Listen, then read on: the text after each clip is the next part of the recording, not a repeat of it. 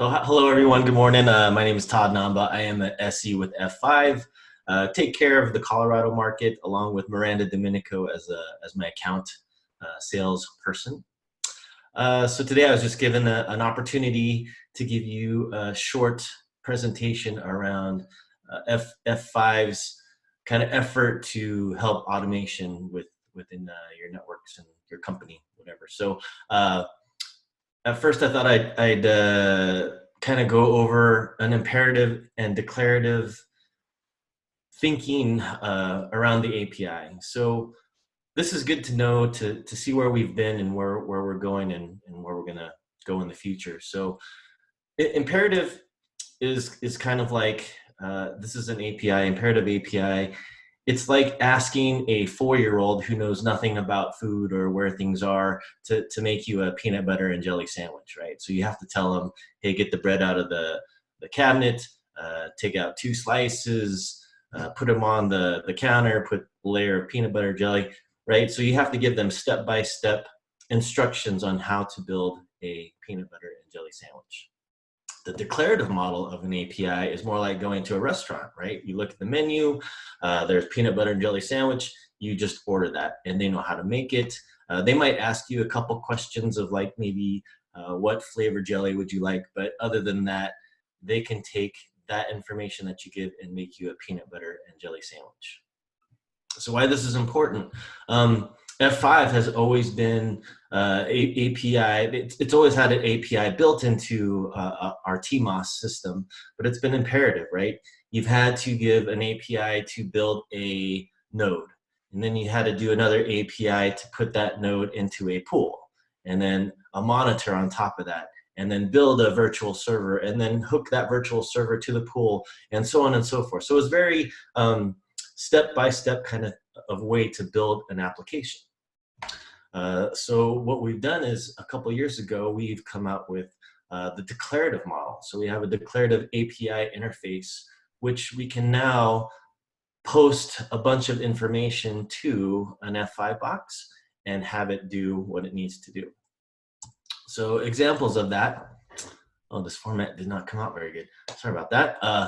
Anyway, so what our goal is to take you from soup to nuts, right? From nothing to an F5 onboarding, ready for configuration, to configuring the application, to monitoring that application. So this is kind of the route that you take to put an F5 in an application in the public for your users, for your employees, what have you, and then use Ansible to do all that for you. So in this case, right, in like a public cloud of some sort, like AWS or Azure, we have built cloud templates that Ansible can go in and initiate and build an F5 for you. Once that is done, you can use declarative onboarding to do the basic needs that an F5 needs to have before you start building an application. So like user accounts, NTP servers, DNS servers, VLANs, routes, stuff like that, things that you need to get it ready for the application. And then once that's done, ready for the application, we have App Services 3, or AS3 is what we call it, where you can post, again, what we have. It's a JSON file with all the information you need to build that application. You post that one file and it builds the entire application for you. And then once that application is built, you guys always want to know how it's performing. We have Telemetry Streaming, which again, we post a JSON file that tells what logs, what monitors, what things to send to logging services like Splunk or Azure Analytics or things like that. All of this information is available to you at this URL, clouddocs.f5.com. So things about the declarative onboarding, AS3, telemetry streaming, in addition to the modules that we have for Ansible, are all on there. Nice little labs and quick start guides on how to use everything. So very, very valuable URL to remember and go to and use. So I thought I'd do just a little bit of a demo to kind of show you the benefits of this declarative API. Oh, and here's clouddocs.f5.com. As you can see, AS3, declarative onboarding, telemetry streaming, F5 Ansible modules. All right, so I've got here pretty much a blank F5, right? There's no virtual servers. Oops. Sorry about that. Let me log in again. No virtual servers, no partitions, configuration. I've got, oh, let me get rid of those. Delete. I've only got one NTP server. I've got one user. So what I'm going to do is first I'm going to send this JSON file, which is our declarative onboarding portion. And as you can see in this file, I'm actually going to be adding 2 more NTP servers and creating a couple users. So this is very valuable, right? As instead of having to go to each of your F5s within your enterprise, you can just send this JSON file to each of your F5s and have all these things done for you, right? So if your NTP server changes enterprise-wide, you can make that change in this file, post it to all your F5s, and your work is done. So I'm gonna go ahead and take this file and I'm going to post it to the F5. Looks like it was successful. So if I go back in here and now look at my NTP servers,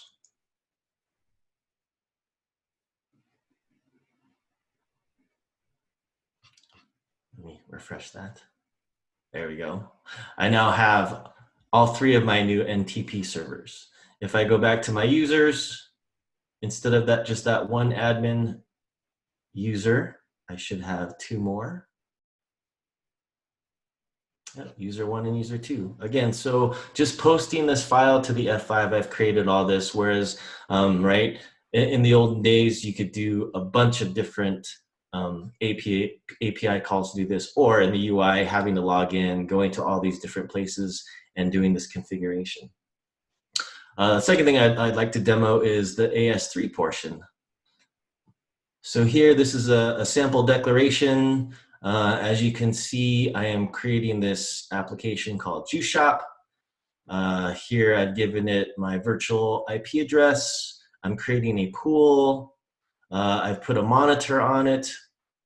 And then here are my pool members. So I'm taking this a little step further where I'm actually using service discovery, which in this case, this F5 resides in AWS, but it could reside anywhere.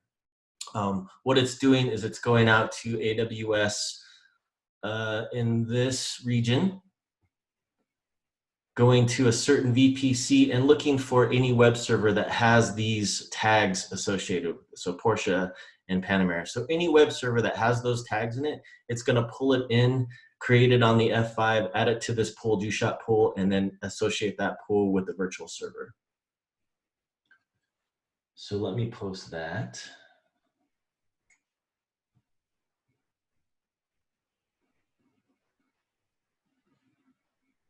Again, that looks successful. Give it a couple seconds here.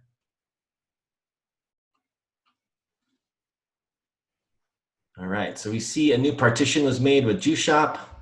Within that partition, we have our application, our virtual server. Also, we have our Juice Shop pool. And then within that pool, we have these automatically service discovered web servers pulled in from an AWS VPC. And now if we go to that IP, nod to my demo gods, it works, right? So with one declaration of a JSON file, I've created a application, right, a virtual server with a pool, monitors, everything you need to publicly make that application available. So hopefully that's compelling to you guys. Use this AS3 declarative onboarding to help you streamline your release of applications and make your life easier. Hey, Todd, there were a few questions. Okay. Skip Smith wanted to know what security controls prevent this API from being abused. Sure. So of course, you need authentication to the F5, right? So that is either a token that is generated that lasts for I think maximum 5 minutes. So, right, so as soon as you generate that token, you have 5 minutes or less to send your configuration. You can do basic authentication, but tokens probably more recommended. Perfect. And then Carlos asked, since this was apparently released 2 years ago, which F5 versions would that apply to? I'm particularly interested on big IP related stuff. Sure. And then he elaborated basically wondering which big IP versions had this API if it was released 2 years ago. So it is on 13.0, I believe was the first version that this was available.